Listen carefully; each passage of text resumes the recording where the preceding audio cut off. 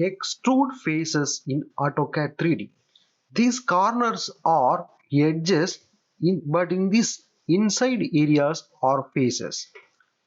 Just go here. Here we have extrude faces. Select this tool and select the face. Which face you need to extrude, select the face, enter and specify the first point and the next point.